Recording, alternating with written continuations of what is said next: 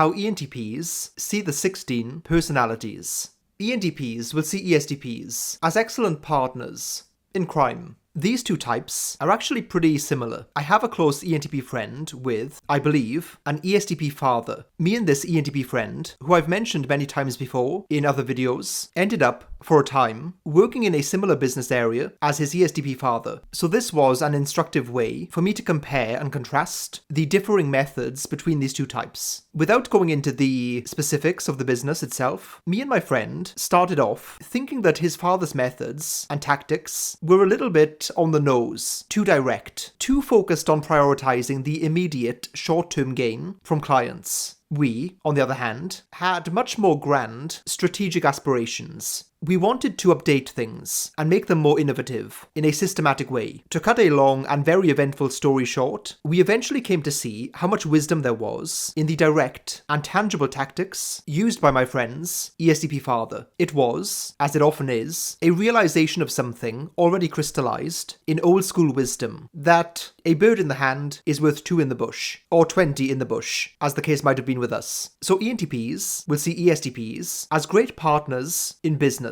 or crime, which often aren't actually that different. ENTPs see ISTPs as a great thinker-doer hybrid to link up with. There are 2 fictional character relationships that come to mind when I think of this duo. One is Tyrion Lannister and Bronn from Game of Thrones. The other is Dr. King Schultz and Django from Django Unchained. Both of them involve one character, the ENTP, who's full of clever plans and strategies, and the other character, the ISTP, who is masterful at their craft, equally as adaptable and excellent at navigating the chaos with a piercing logic and clarity. ENTPs will see ISTPs as people who won't pull their punches, sometimes literally, which ENTPs will appreciate. ENTPs also won't have to worry about offending them, which is handy and very freeing. There is definitely the potential for butting heads. In fact, I've made a video on this exact topic, but this is a pairing that can be something of a dream team, in my view, and I think that ENTPs could also see it that way under the right circumstances.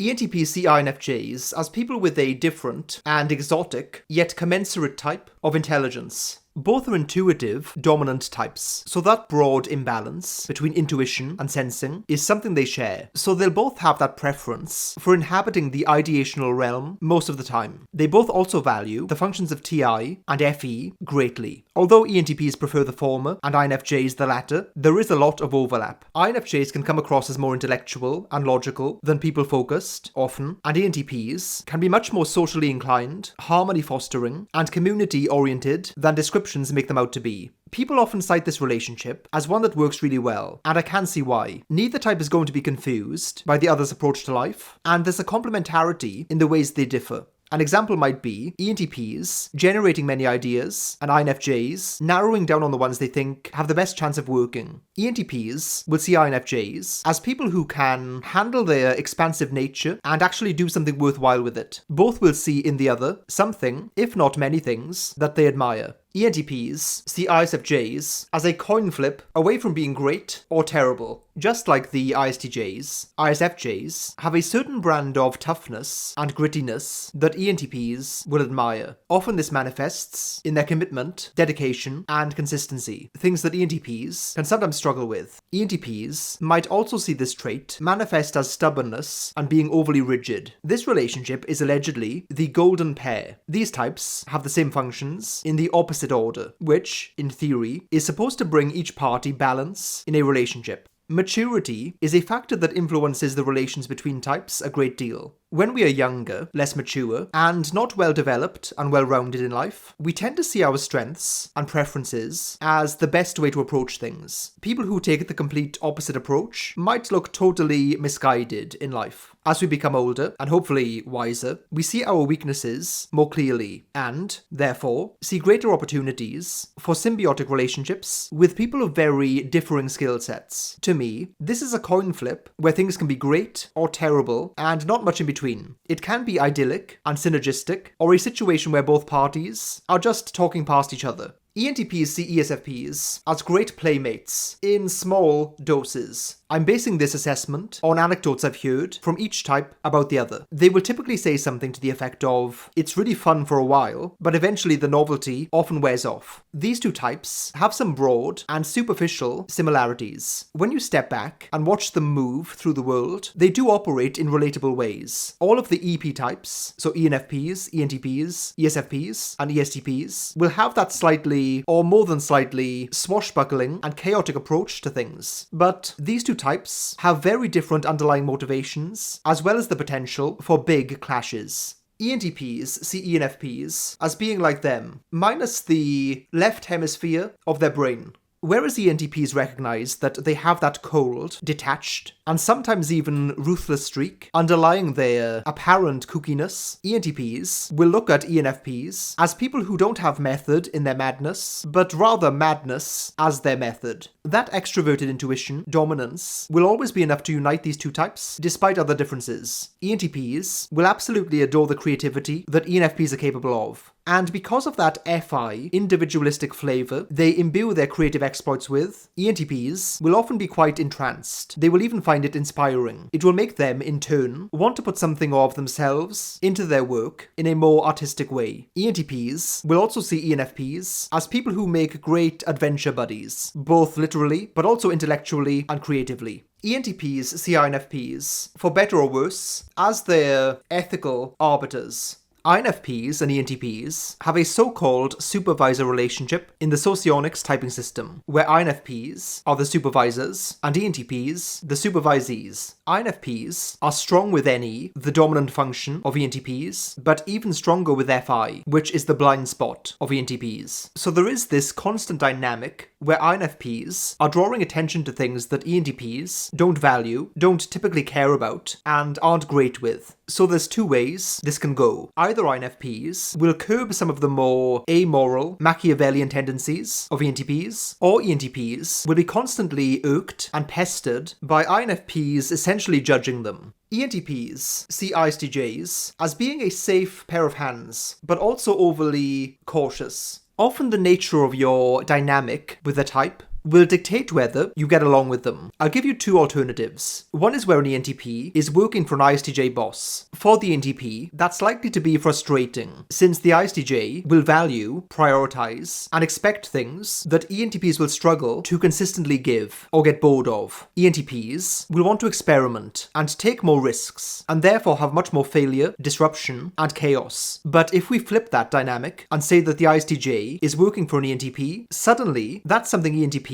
could quite enjoy. ISTJs can be the implementers, the people who will take the broad strokes vision or strategy and contend with the practical details of it. ENTPs will certainly adore the grit, steadfastness, and fortitude of ISTJs. It's important to note that this isn't a power dynamic. That's the wrong way to conceptualize it. It's about each type being placed in such a way that neither of them have to compromise massively on their natural desires, preferences, and skill set. So ENTPs will see ISTJs as excellent implementers and probably terrible bosses. ENTPs see themselves as geniuses who can't really be bothered to reach their full potential. ENTPs have no illusions or delusions about their own capabilities, but they do fluctuate a lot in whether they actually care about doing anything with them. For ENTPs, life is like an endless conveyor belt, serving up plethoras of sushi dish-like ideas, plans, projects, adventures, people, purposeful and pointless pursuits in equal measure. The joy of life is that there's always some new, cool thing to do, and the pain of life is that there's always some new, cool thing to do. It can be hard to stick with something to its conclusion, but what ENTPs sometimes lack in follow-through, they make up for in embracing more of life than most people can handle. ENTPs see INTPs as, you're just like me, except kind of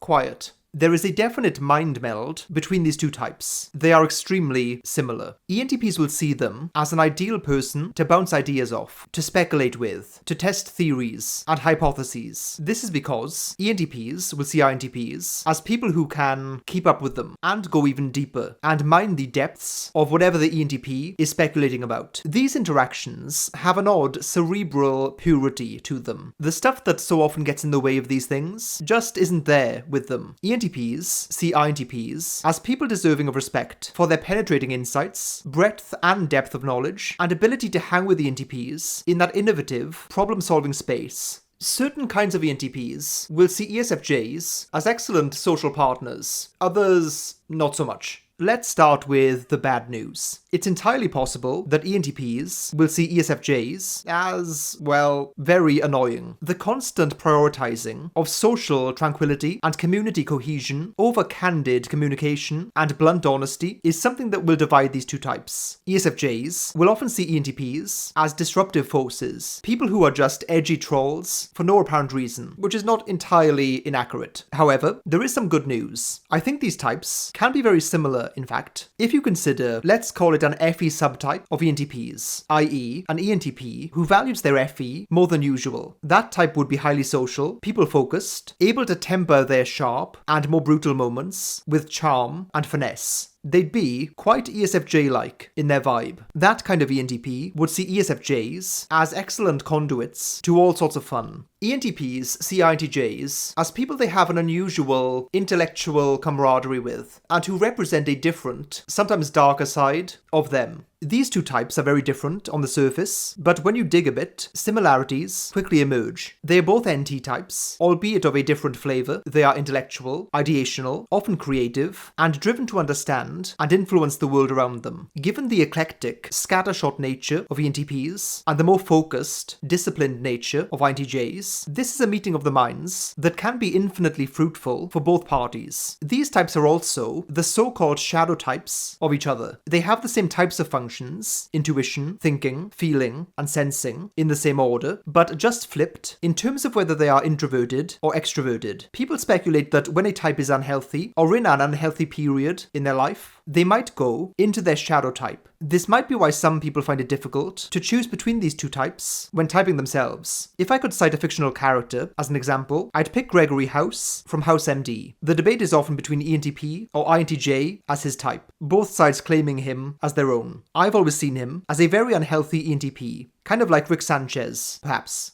House is misanthropic, detached from people, despite often being in their company. On that note, ENTPs often need people to bounce off of, but they don't always like people. He's an arrogant mastermind type who isn't exactly FE heavy. That sounds a lot like an unhealthy or dark INTJ. So ENTPs see INTJs as great brain buddies, and possibly the unhealthy INTJ archetype as one that they themselves can resemble. ENTPs will see ESTJs as being competent and effective, but also controlling and domineering. ESTJs enjoy being in charge, in control, dictating the action. This isn't because of some desire for a power play. It's simply because they, often rightly, see themselves as being more willing and able to get things done consistently, to solve problems with a dogged drive, and create systems that will help others do the same. ENTPs will actually see them exactly the same way. However, ENTPs don't like being controlled, basically ever. So this is a recipe for a fiery dynamic with continual clashes. I've actually been able to, if not directly observe this dynamic, then hear at length the thoughts of an ENTP who experienced an ESTJ essentially taken over in a situation where the ENTP was previously more in charge. The ENTP would, unsurprisingly, describe things very objectively. He would credit the systematic abilities of the ESTJ and how he made things more structured, optimized, and efficient. But he disliked the controlling nature and also felt like there was a certain maverick magic missing from his approach. ENTPs see ENFJs as perfect banter buddies and conduits for excellent conversations.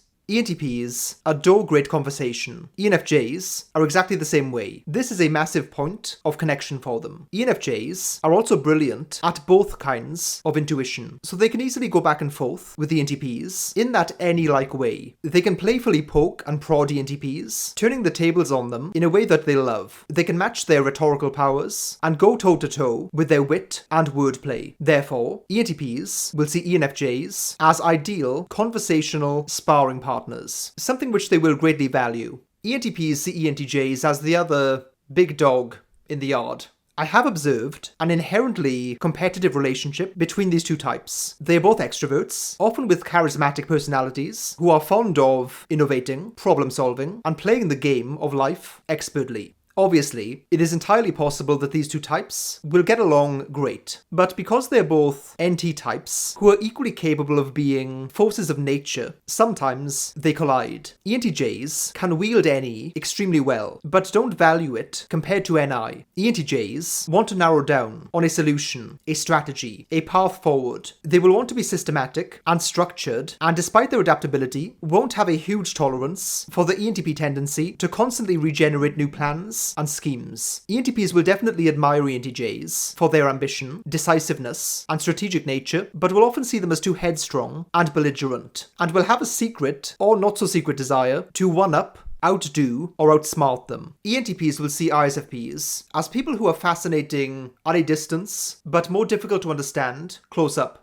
ENTPs are deeply infatuated by people who are driven by strong convictions and personal values, often because ENTPs see too many different sides and perspectives to feel comfortable settling on one firm opinion, let alone being dedicated to it. So ISFPs will come across as very foreign and mysterious to ENTPs in the expression of their individuality, whether that's in their work or craft, their lifestyle and life choices, or simply a view that they express over the course of a conversation. ENTPs will be hooked. Why do they think or feel this way? What happens if I test the reasoning and rationale behind their views? If they're closer with ISFPs though, it's more of a recipe for a clash. The dominant function of each type is the blind spot of the other type. So they'll both be hitting each other in a weak spot, just by being their natural selves. New year, new you. And if you aren't already, new subscriber. Also, if you find yourself ever in the mood to chat, then come and find me on the Love Who Discord server. The link for that is down below.